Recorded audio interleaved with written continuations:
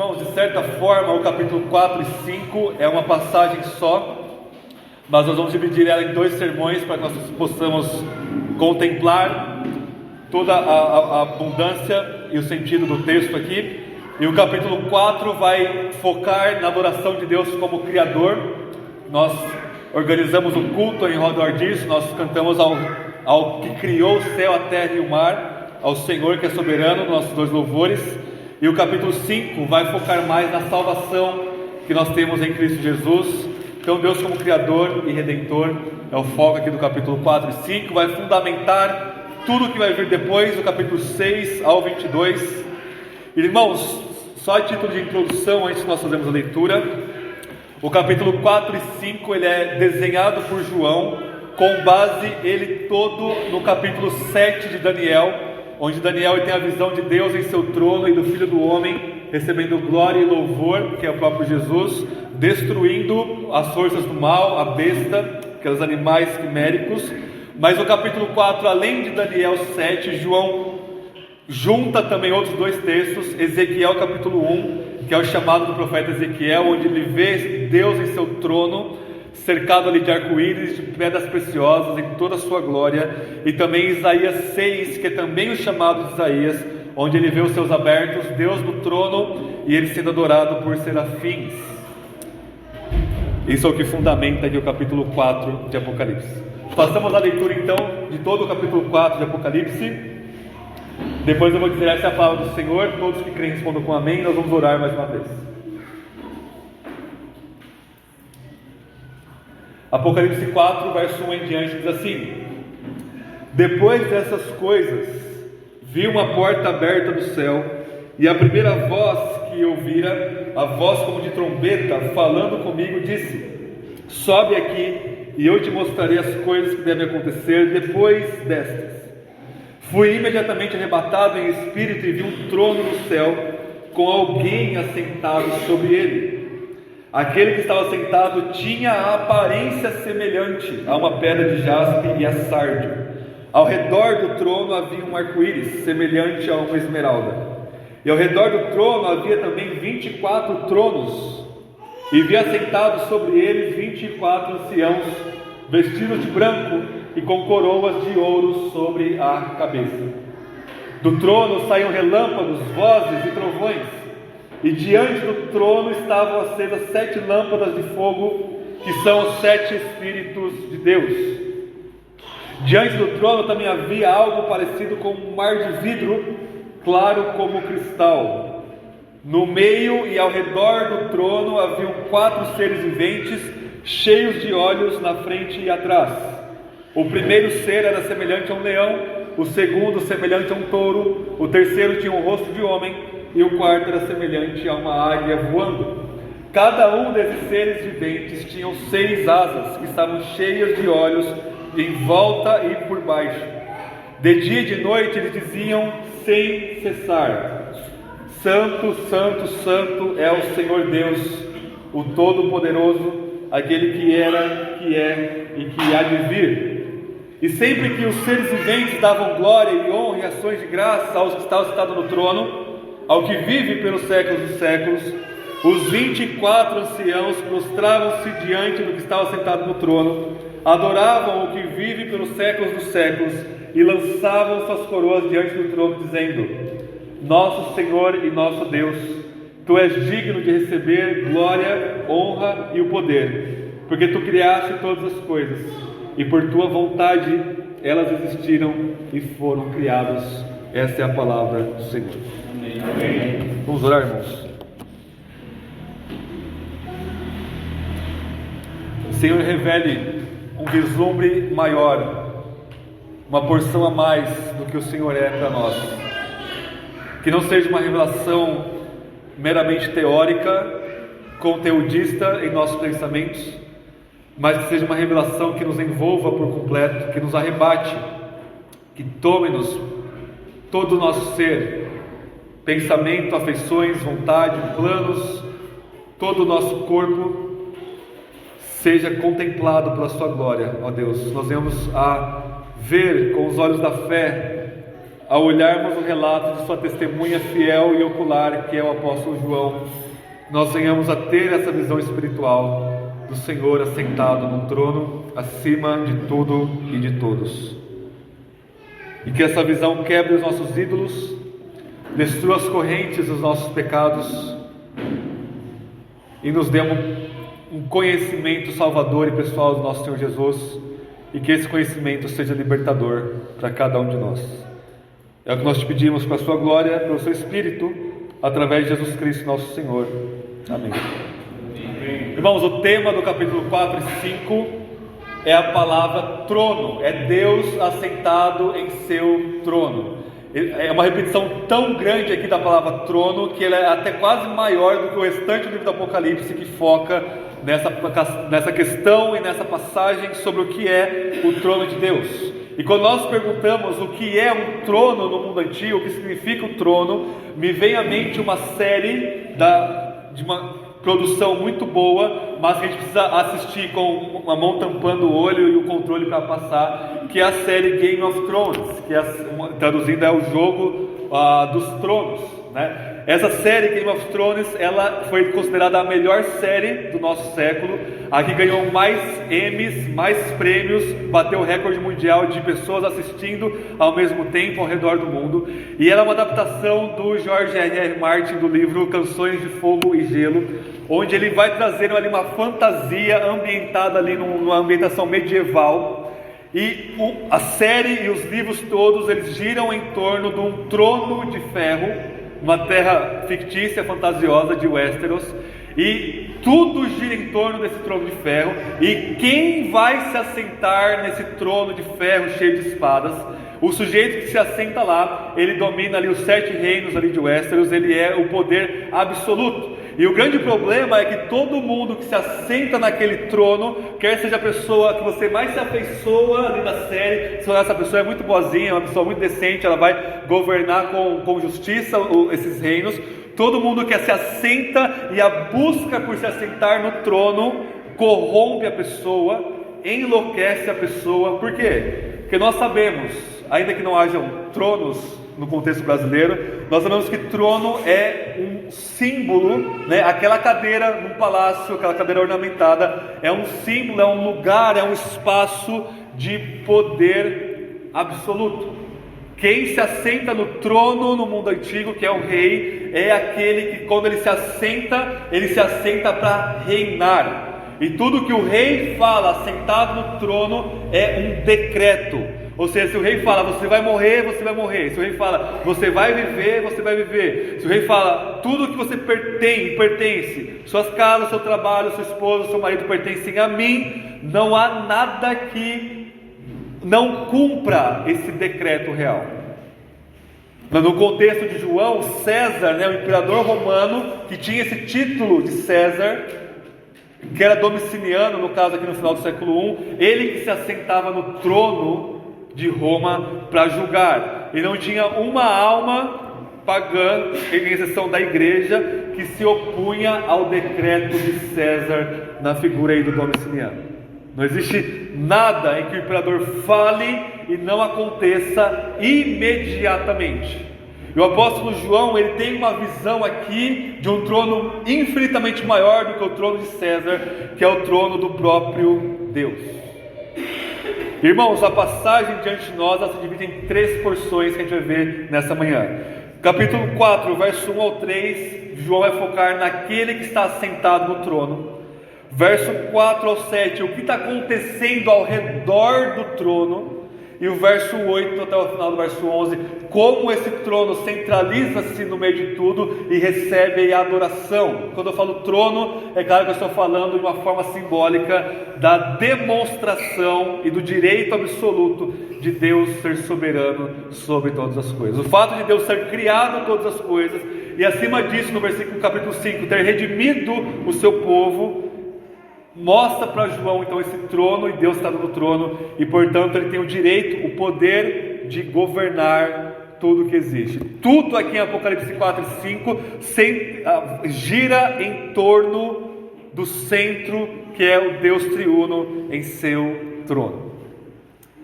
Então vamos ver aqui capítulo 4, verso 1. Vamos ver o que está acontecendo aqui. Depois dessas coisas, vi uma porta aberta no céu, e a primeira voz que eu ouvira, voz como de trombeta, falando comigo, disse: sobe aqui e eu te mostrarei as coisas que devem acontecer depois dessas. Primeira coisa que a gente precisa notar aqui, irmãos, de extrema importância para entender o livro de Apocalipse como um todo, é o que significa essa expressão depois dessas coisas. Ou seja, no grego eu vou te mostrar aquilo que vai vir a seguir. A interpretação popular brasileira, que é extremamente ruim, péssima, entende esse depois dessas coisas num sentido cronológico absoluto. Então, ler Apocalipse no contexto evangélico brasileiro é ler como se fosse uma carta do começo ao fim, sem levar em conta o gênero apocalíptico profético, ou seja, tudo o que vai acontecendo necessariamente vai uma coisa depois da outra. Só que isso não faz o menor sentido, irmãos. Por quê? O que acontece depois dessas coisas? Capítulo 2 e 3, Jesus julgando as suas 7 igrejas na Ásia Menor. E aí depois que Jesus julga a última igreja, Laodiceia, é que Deus se assenta no trono e recebe adoração. Não faz o menor sentido ser uma sequência cronológica. O que acontece, irmãos, é que João usa essa expressão depois dessas coisas, não numa sequência cronológica, mas numa sequência simplesmente de visões. Ou seja, ele tem uma visão, e aí depois ele tem outra visão, e aí depois ele tem outra visão. Ou seja, ele não consegue ter todas as visões ao mesmo tempo, por causa da limitação da nossa mente, do nosso ser. Deus vai revelando uma visão de cada vez que o apóstolo João. Mas essas visões, elas estão acontecendo ao mesmo tempo, concomitantemente. Às vezes João termina uma visão, e a próxima visão, depois dessas coisas, ele volta lá para o começo. E é o que acontece aqui. O fato de Jesus, a primeira visão, julgar as 7 igrejas, a segunda visão não é cronologicamente depois, ela está acontecendo desde a criação do mundo. O fato de Deus estar sentado no trono e João ver isso, acontece simultaneamente a visão de o Cristo glorificado no capítulo 1 e do Cristo que julga a igreja no capítulo 2 e 3. Então a gente precisa tirar essa mentalidade de nossa mente de que o Apocalipse é uma cronologia temporal absoluta, porque João ele vai se repetindo, porque a realidade ela é tão grande, ela é tão complexa, o que Deus está revelando para ele aqui, que não dá para falar tudo usando a mesma imagem. É como se Deus falasse para João: João, olha o que está acontecendo aqui, eu vou te revelar nessa imagem, nesses símbolos. Agora, está acontecendo muito mais. Eu vou te revelar de novo a mesma coisa com outros símbolos, e a mesma coisa com outros símbolos, até a igreja entender toda a complexidade da revelação que Deus está dando para nós, através de João, aqui no capítulo 4. Esse é o primeiro ponto que a gente precisa se atentar. Depois dessas coisas, sobe aqui, verso 1, e eu te mostrarei as coisas que devem acontecer depois dessas. Verso 2: fui imediatamente arrebatado no espírito, e vi um trono no céu, com alguém assentado sobre ele. Presta atenção nisso aqui, irmãos. A primeira visão de João acontece no capítulo 1, versículo 10. Ele ouve a voz de Jesus como se fosse uma voz de muitas águas, a voz do próprio Deus onipotente falando com ele. E aí ele se vira para ver quem estava falando com ele, e ele tem a primeira visão. Ele vê o Cristo glorificado, os olhos como chama de fogo, ele resplandecendo ali como o sol, e nessa visão ele cai como se estivesse morto. Dentro dessa mesma primeira visão, Jesus pega ele, levanta e diz: escreve o que eu vou te falar para as 7 igrejas. Ou seja, o contexto das 7 cartas está dentro dessa primeira visão que João teve. E a pergunta é: onde João teve essas visões? Ele teve a primeira visão na ilha de Patmos. Ele estava exilado em Patmos, velho do jeito que ele estava, exilado por causa da pregação do Evangelho, numa ilha de condenados à morte ali, numa ilha de criminosos, como se fosse uma prisão, ele se vira e ele vê o Cristo glorificado.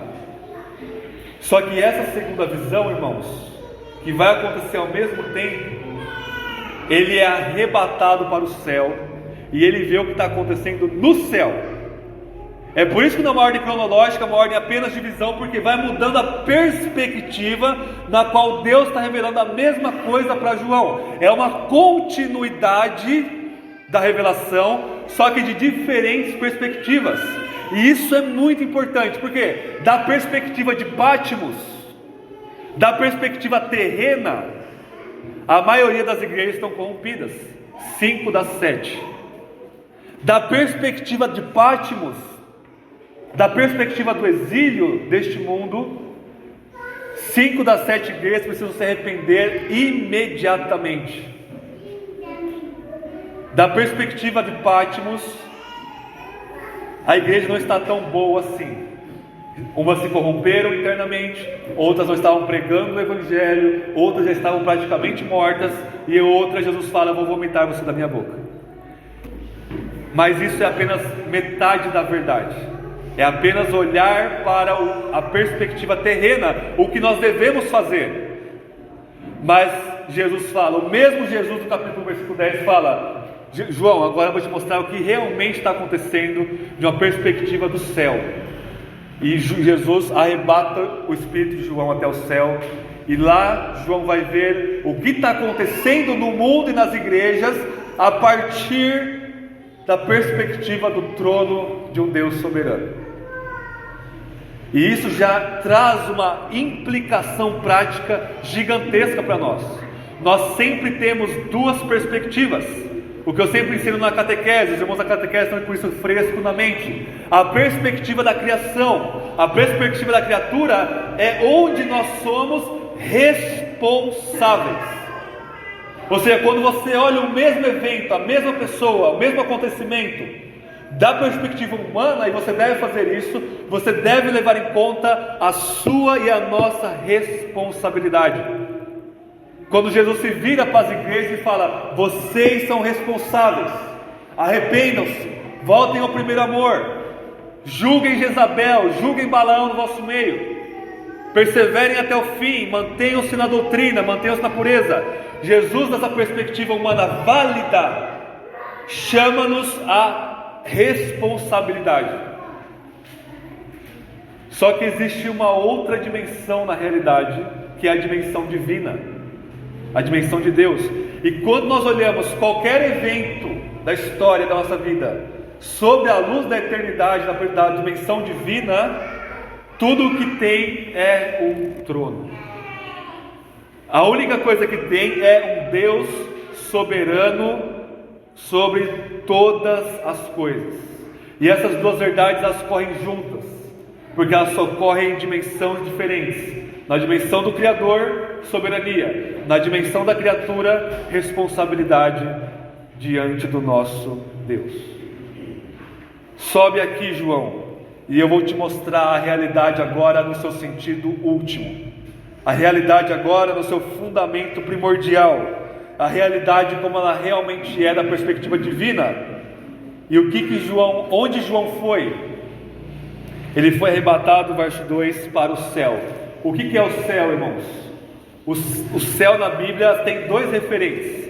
Ou é o céu visível, que está aqui em cima da nossa cabeça, ou é o céu invisível, que é a dimensão invisível aos nossos olhos, que perpassa a dimensão visível da criação, onde Deus é adorado por anjos e pela igreja que já está lá com Ele. Essa é a dimensão do céu. Lá em Gênesis 1, quando eu preguei ano passado, o que diz? No princípio, Deus criou os céus e a terra. Só que os céus visíveis é criado somente depois dos dias da criação. Esses céus, do versículo 1 de Gênesis, é essa dimensão invisível.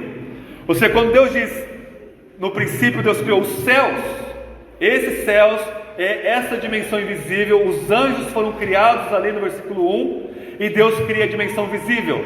No princípio Deus criou os céus e a terra, a dimensão visível e material, estava sem forma e vazia, e Deus então começa a trabalhar nessa dimensão para ser ali nos 6 dias da criação, para a dimensão visível espelhar a dimensão invisível.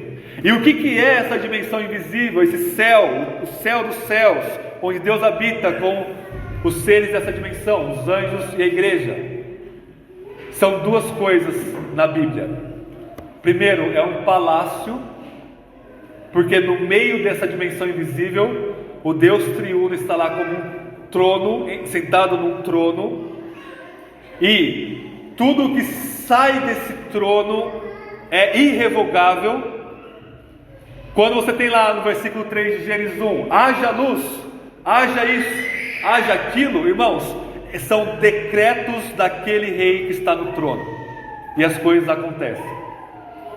Mas não é somente um palácio onde o rei do universo está entronizado, cercado pelos seus servos, os anjos, também é um templo.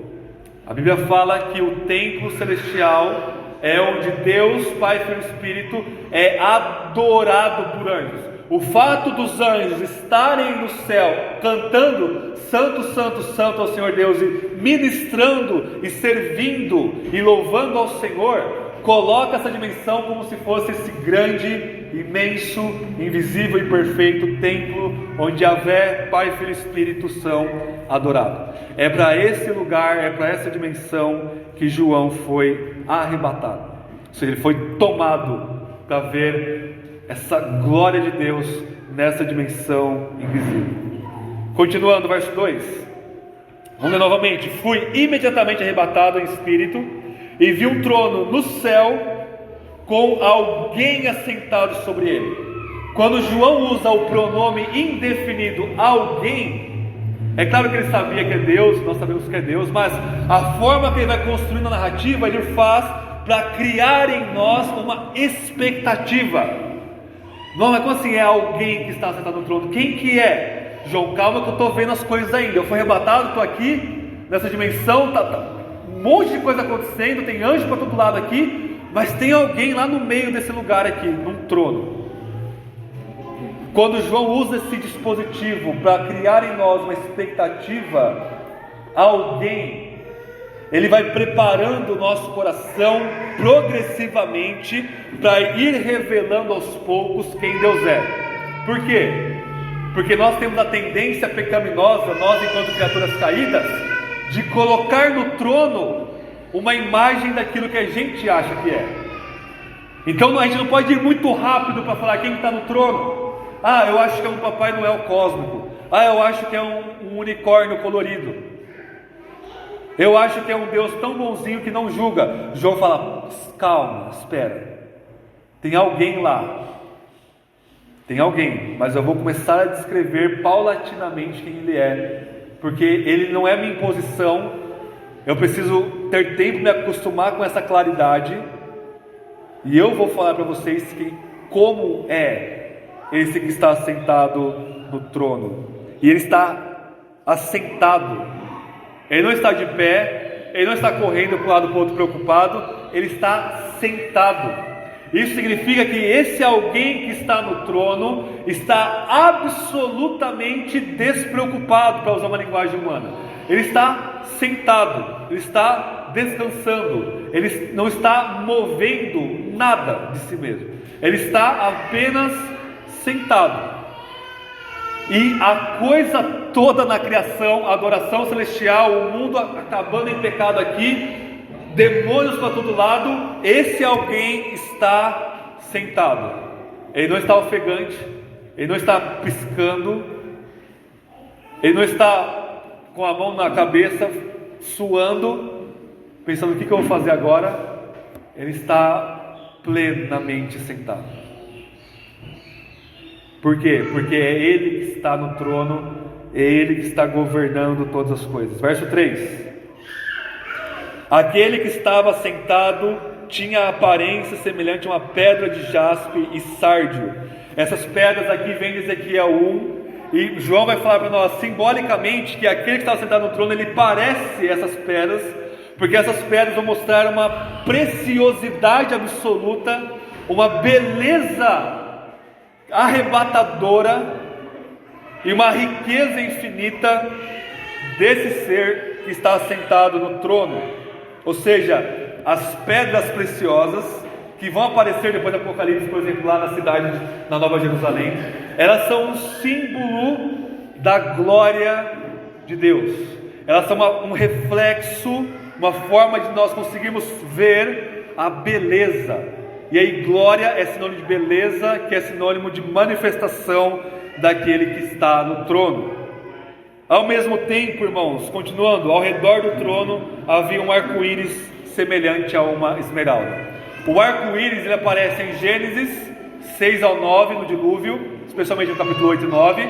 E ele também aparece em Ezequiel 1, quando ele vê Deus no trono. Ao redor do trono ele também tinha um arco-íris. O que simboliza o arco-íris? Simboliza a graça de Deus.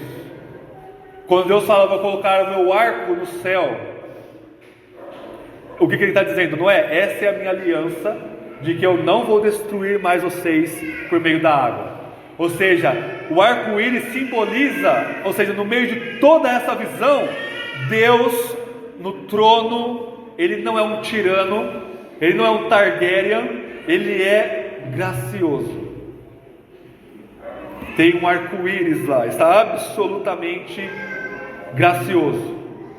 Ou seja, o que vai vir, irmãos, daqui para frente, em Apocalipse 6 até o final, toda a destruição, todo o julgamento, todas as pestes, pragas, trombetas, taças derramadas, ainda são misturadas com graça. O arco-íris cessa quando o dilúvio do julgamento final vir, cessa para os ímpios. Então, essa é a figura que João está vendo aqui. Ele está no trono, ele está sentado, ele tem uma glória inacessível, de preciosidade, de joias preciosas, e ele também é gracioso. Ele está no trono, mas ele não está, não, agora ele vai destruir o mundo. Não, calma, tem um arco-íris aqui, eu estou paciente, eu estou esperando. Calmem. O que está acontecendo ao redor desse trono? Verso 4 ao 7. Ao redor do trono haviam também 24 tronos. Vi assentados sobre eles 24 anciãos, vestidos de branco e com coroas de ouro sobre a cabeça. Aqui nós temos duas interpretações possíveis para esses 24 anciãos. Muitos intérpretes evangélicos vão dizer que são um tipo especial de anjos que representa a igreja. Essa é uma interpretação possível. 24 anjos que estão ali ao redor do trono, é uma casta de anjos ali diferente, não tem o menor problema quanto a isso, que está ali adorando a Deus junto com os outros tipos de anjos, serafins, que vão aparecer aqui como seres viventes. Mas, irmãos, uma interpretação melhor, e por que melhor? Porque está mais de acordo com o contexto, é o seguinte: esses 24 anciãos são uma representação simbólica da igreja triunfante do céu. Por quê? Porque o capítulo 1, 2 e 3 não é um livro diferente do capítulo 4 e 5. É a mesma coisa. E o que esses anciãos fazem? Primeiro, eles estão assentados em tronos. Jesus ele acabou de falar para a igreja de Laodiceia que quem vencer vai sentar no trono comigo. Então veja o verso 21 do capítulo 3 que a gente viu semana passada. Capítulo 3, versículo 21. Ao vencedor eu lhe concederei que se assente comigo no meu trono, como eu venci e me assentei com meu Pai no seu trono. Ou seja, aqueles que estão no trono são os que venceram, são a igreja, o fiel que morreu na fé, que já está lá nessa dimensão invisível do céu e está no trono, ou seja, está julgando juntamente com Jesus, está exercendo autoridade juntamente com Jesus. Então ele acaba de falar para a igreja da Odisseia: se vocês vencerem, tronos. E esses 24 anciãos, se vencerem, já estão assentados em tronos. Qual que é a segunda característica? Eles estão vestidos de branco. Jesus acabou de falar para 7 igrejas: ao vencedor eu vestirei vocês de branco. O que mais? Eles têm coroa de ouro em sua cabeça. Jesus fala para as 7 igrejas: ao vencedor eu darei uma coroa da vida. Tomem cuidado para que ninguém tome a sua coroa.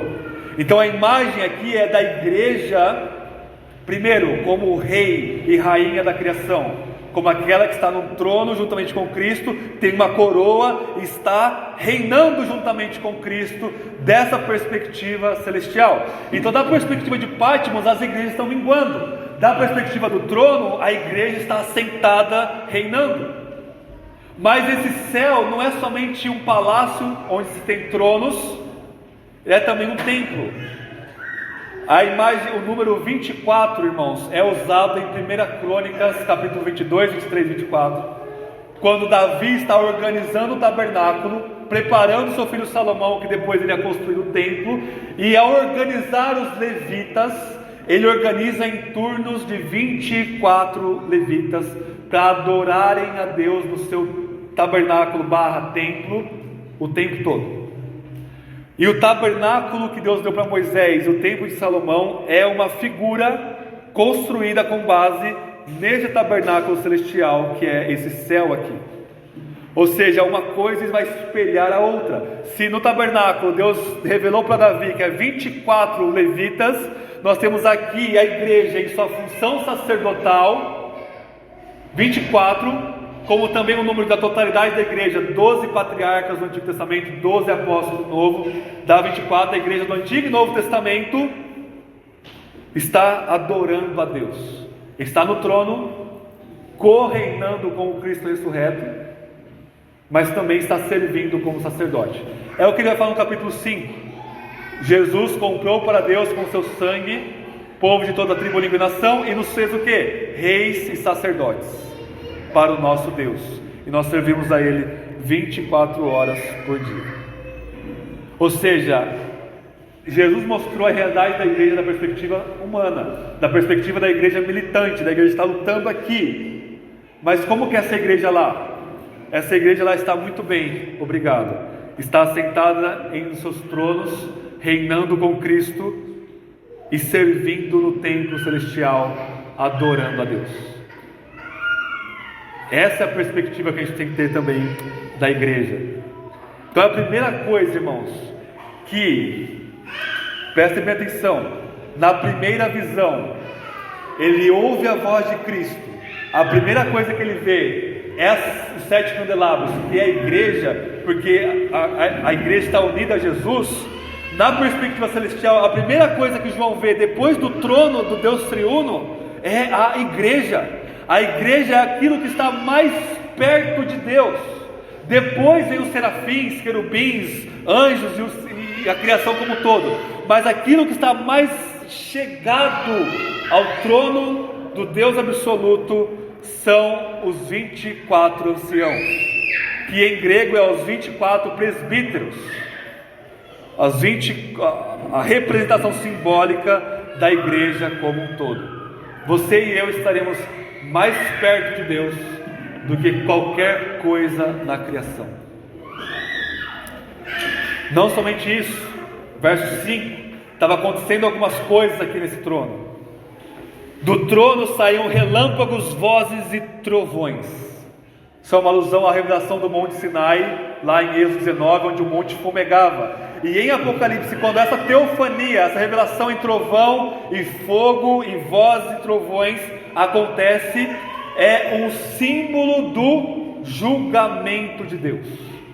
Quando Deus se manifesta de forma terrível, e para nós criaturas, o trovão e as vozes incessantes é uma coisa amedrontadora, é quando Deus se manifesta para a sua criação caída, para a humanidade em pecado. Ele não se manifesta como um vento, como um amor, como um pai. Ele se manifesta como um Deus que troveja dos céus.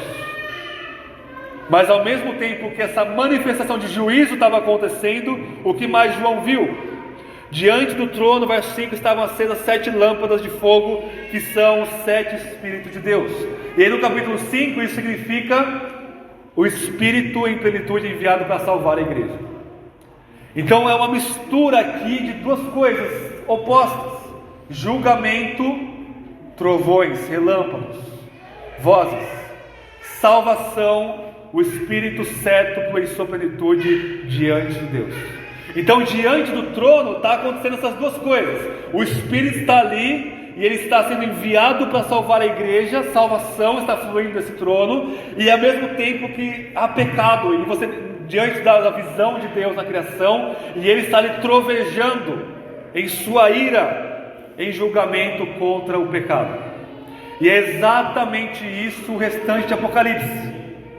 Deus manifestando julgamento e salvação e sendo glorificado por causa disso. Esse é o tema da Bíblia. Deus é glorificado na salvação e no julgamento. E aqui é o que João vê: Deus num trono, irado, trovejando, e ao mesmo tempo enviando a plenitude do seu Espírito sobre essa criação caída, para salvar a mim e a vocês, para salvar Laodiceia, para salvar Sardes, que estava morta, para salvar Éfeso, que tinha perdido o primeiro amor. Deus está trabalhando em graça e em juízo ao longo da história. O verso 6 é um pouco mais difícil, mas vocês vão entender bem, de forma bem simples. Além disso tudo, verso 6: diante do trono também havia algo parecido com um mar de vidro, claro como cristal. O que significa esse mar de vidro?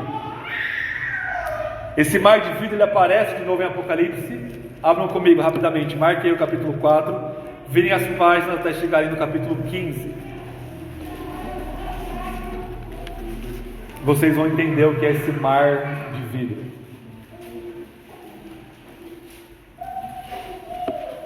Capítulo 15 diz assim de Apocalipse, versículo 1: ainda vi no céu outro sinal grande e admirável, 7 anjos com 7 últimas pragas, pois nela a ira de Deus se consuma.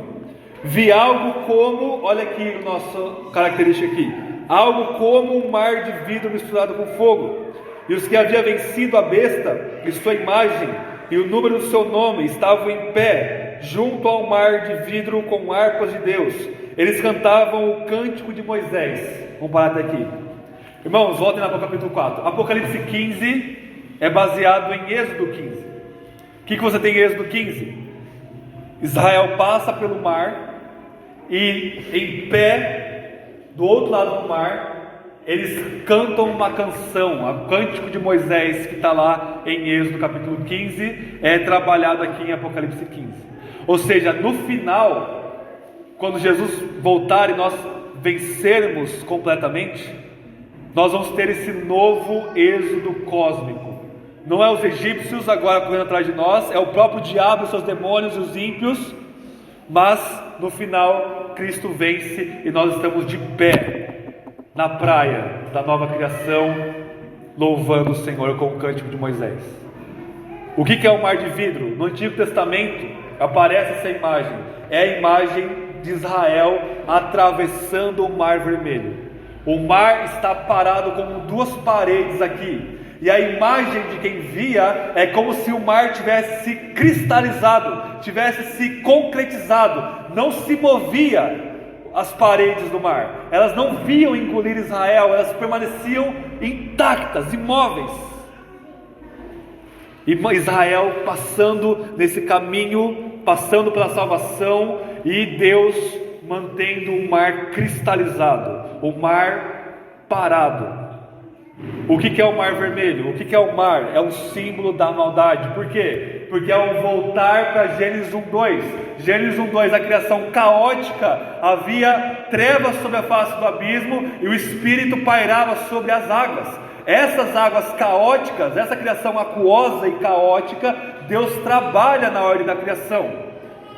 E depois disso, o pecado, que é uma desordem da criação, é voltar para essas trevas primordiais, é voltar para esse mar turbulento aqui. Então na Bíblia é muito comum, até mesmo numa simplicidade de uma imagem, você ser um pescador, e você está lá com o seu barquinho no mar da Galileia, nos evangelhos tem, e de repente cai o mundo de uma tempestade, trovão e ondas, e o barco vai afundar. Isso é a coisa mais terrível que é um filme de terror do século I aqui de João.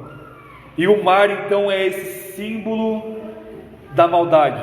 É por isso que lá no final de Apocalipse, João diz: na nova criação não vai ter mais o mar. Não quer dizer que não vai ter água, quer dizer que o símbolo do mar, a maldade, o caos, a iniquidade não vai haver mais.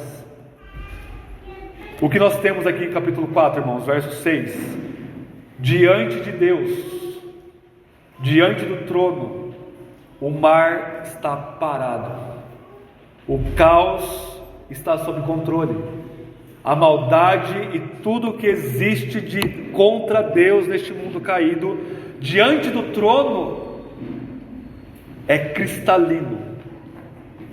Diante do trono, Deus conhece completamente isso, e está cristalizado, está parado, o mar está parado, e nós estamos atravessando no meio dele, para chegar do outro lado, na nova criação.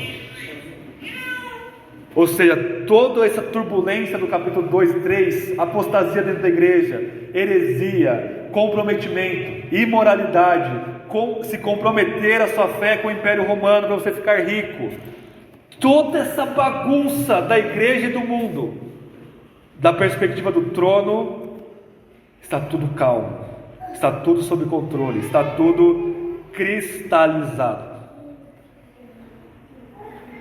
O que isso nos ensina? Que se você olha a sua vida na perspectiva do trono de Deus, você tem paz, consolo e tranquilidade. Você pode ter perdido o emprego, caos, água, mar turbulento. Você pode ter perdido um parente, um filho, um pai, uma mãe. Você pode estar com um completo caos dentro de você. Você pode estar pobre. Você pode estar com câncer, com AIDS, com uma doença terminal. Você pode estar num ambiente onde o Estado vai te matar porque você professa ser cristão. Ou você está num ambiente tão paganizado que você olha e diz: não tem mais esperança. E realmente não tem, quando você olha dessa perspectiva de Patmos. Mas quando você olha da perspectiva do trono, todo esse mar deste mundo caído está cristalino diante de Deus. Está tudo sob controle. Não há nada que escapa desse trono, irmãos e irmãs, porque Ele está julgando, Ele está salvando, e Ele está assentado. Continuando, e aí nós temos a introdução dos anjos especiais, aqui chamados serafins ou seres viventes. No meio e ao redor do trono, verso 6, havia 4 seres viventes, cheios de olhos na frente e atrás, mostrando aí um serviço a Deus. Deus é onisciente, Ele dá para essas criaturas um conhecimento absurdo das coisas, para eles conseguirem servir a Deus de forma plena. E verso 7, o primeiro ser era semelhante por quê? É um símbolo aqui. E nós temos o que? Um leão, um touro, verso 7, um homem e uma águia. A interpretação mais simples disso, a gente não precisa especular nada aqui, é que esses serafins, eles representam toda a ordem criada da vida nessa criação. Estão ali diante de Deus. Verso 8, cada um dos seres viventes tinha 6 asas que estavam cheias de olhos, e ao redor e por baixo. Até aqui, irmãos. Então, no trono está o Deus que é absoluto, em seu trono, sentado, governando tudo. Ao redor do trono, nós temos primeiro a igreja. Nós temos também que Deus está julgando e salvando, trovões, o Espírito. Nós temos a maldade diante de Deus, está sob controle. O mar não está turbulento diante de Deus, está sob controle, parado como um cristal. E também nós temos aí os serafins louvando a Deus. A imagem que João tem aqui, irmãos, é o seguinte: o universo, a dimensão visível e invisível, tudo que existe, ela é concêntrica. No meio está um trono, e depois você vai ter esses círculos, essas esferas. Você tem a igreja, você tem os anjos, você tem o restante da criação. Em outras palavras, tudo o que existe só tem significado e função de ser e sentido de ser quando se coloca na sua posição em relação ao trono. É isso que está acontecendo aqui. E em terceiro lugar, Depois de ver tudo isso acontecendo, nós temos a adoração celestial. Continuando o verso 8: de dia e de noite eles diziam sem cessar. E aí Isaías 6, né? Santo, santo, santo é o Senhor Deus. E aí você tem depois Gênesis, Deus se revelando para Abraão: eu sou o El Shaddai, o Deus Todo-Poderoso. Então, santo, santo, santo é o Senhor Deus, o Todo-Poderoso, aquele que era, que é e que há de vir. O nome Yahvé, destrinchado por Isaías, quando Deus diz eu sou, significa eu sou aquele que era, que é e que há de vir. Então a adoração celestial, ela é um louvor, uma proclamação de quem Deus é, e ela deve ser o espelho e o modelo da nossa adoração aqui neste mundo. Ou seja, a adoração na igreja precisa estar centrado não no homem, não na igreja, não na placa da igreja, não nas nossas dificuldades, mas no trono de Deus. Deus é o centro do nosso trono, e nós proclamamos em voz alta, uns para os outros, de forma pública, quem Deus é. Ele é adorado porque Ele é absolutamente santo, santo, santo, santo. Ele é adorado porque Ele é onipotente, todo-poderoso, e porque Ele é soberano, está no controle da história. Ele é aquele que era, que é e que há de vir. Verso 9: sempre que os seres viventes davam glória e honra e ações de graça ao que estava sentado no trono e ao que vive pelos séculos dos séculos. Vamos parar por aqui. João vai nos preparar para a parte final dessa revelação de Deus como Criador. E ele vai preparar da seguinte forma: olha meus irmãos, igreja, eu estava vendo aquilo ali, e os serafins começaram a louvar a Deus. E quando eles começaram a louvar a Deus, uma outra coisa aconteceu.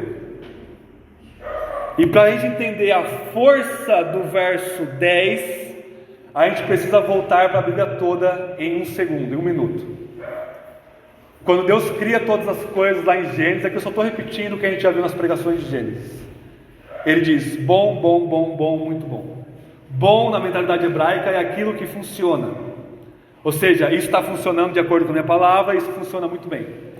E a pergunta que a gente fez lá em Gênesis, quando a gente estava pregando vendo Gênesis, era: bom, funciona para quem? Não necessariamente para Deus, porque Deus não precisa de nada funcionando para Ele, Ele é absoluto. Não funciona para o seu pet, ainda que algumas pessoas pensam que sim. Não funciona primordialmente para os anjos. Tudo funciona para o ser humano.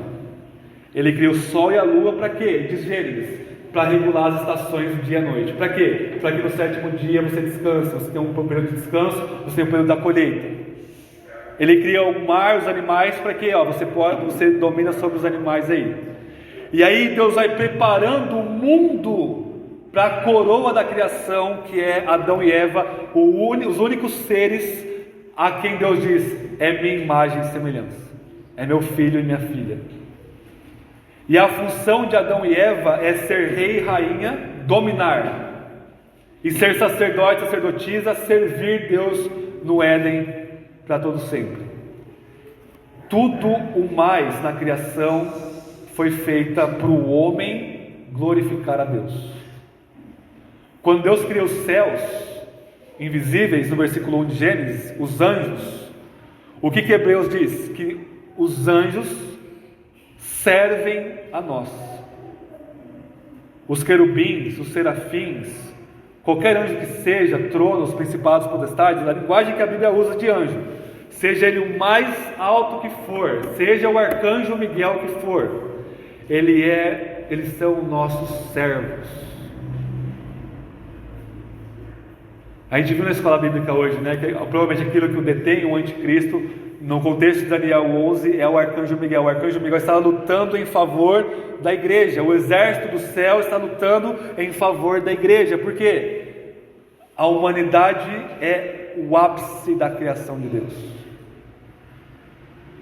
E C.S. Lewis, autor de Crônicas de Nárnia, diz o seguinte: ele fala assim: pessoal, olha só, quando a gente estiver na eternidade, nós vamos ser uma coisa tão gloriosa, mas tão linda, mas tão esplêndida, que se a gente tivesse qualquer tipo de possibilidade de pecar, a gente iria se dobrar diante do nosso irmão, seja ele qual for, em adoração. A gente só não vai se adorar um ao outro no céu porque a gente não vai ter pecado. A gente vai, portanto, adorar o único Deus verdadeiro, o Pai, o Filho e o Espírito. Mas, depois de Deus, no nível da criação, a coisa mais linda, bela, gloriosa, esplêndida que existe é a humanidade redimida. É por isso que o que está mais perto do trono é os 24 anciãos, o símbolo da igreja, que também está assentado no trono. E o que Deus fez? Ele enviou seu Filho para nos salvar.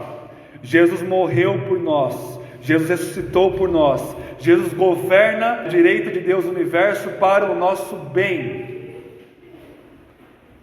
Ele toma você da imundícia do seu pecado, tira todo o seu pecado, te santifica, e quando você morrer ou quando Jesus voltar, Ele vai te dar um corpo gloriosamente ressuscitado, uma alma perfeita, e você vai estar diante do trono de Deus com uma criação mais elevada que seja.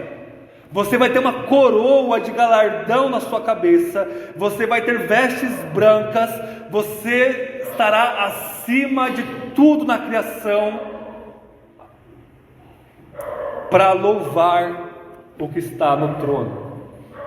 Mas de repente, essa coisa gloriosa, a criação perfeita, faz o seguinte, verso 10: os 24 anciãos prostravam-se diante do que estava sentado no trono, adoravam o que vive pelos séculos dos séculos, e lançavam suas coroas diante do trono. Vocês percebem? Nós ainda seremos criaturas diante de Cristo, que nos deu tudo. Quando você recebe esse galardão, essa coroa, você, diante desse trono, você vai pegar a sua coroa e vai lançar, dizendo: toda a honra, glória e louvor seja dada ao nosso Deus. Verso 11: nosso Senhor e o nosso Deus, Tu és digno de receber glória, honra e o poder, porque Tu criaste todas as coisas e por Tua vontade elas existiram e foram criadas. Irmãos, essa é a nossa vida, essa é a nossa existência, e que essa adoração celestial, lançando as coroas, dando glória, porque essa coroa foi graça de Deus para nós, ela já é uma realidade no nosso presente. Porque Deus não deu a visão para João simplesmente para dar, só por curiosidade. Não, essa visão serve para o contexto de Apocalipse. João escreve essas coisas, eu escrevo para que vocês sejam alegres, bem-aventurados, e para que vocês tenham vida e louvem a Deus. Então a nossa vida ao redor do trono começa agora na nossa conversão, e é isso que nós fazemos aqui. Nós chegamos e nos reunimos como igreja, criação redimida, com a glória espiritual que nós temos, mas que ainda não é visível, e nós jogamos nossas coroas aos pés de Cristo. Irmãos, não existe aplicação prática para isso, porque isso é a nossa vida. Vivam diante do trono. Não existe teologia e depois prática, tudo é uma coisa só. Quando você entende essa verdade, ela vai se transformar, e você fica calmo, ao mesmo tempo que você luta, que você age, que você trabalha, santifica-se, é responsável. Você não está apenas em Patmos, na exílio deste mundo, você tem a visão do céu aqui, revelada na palavra para nós. Amém? Vamos orar.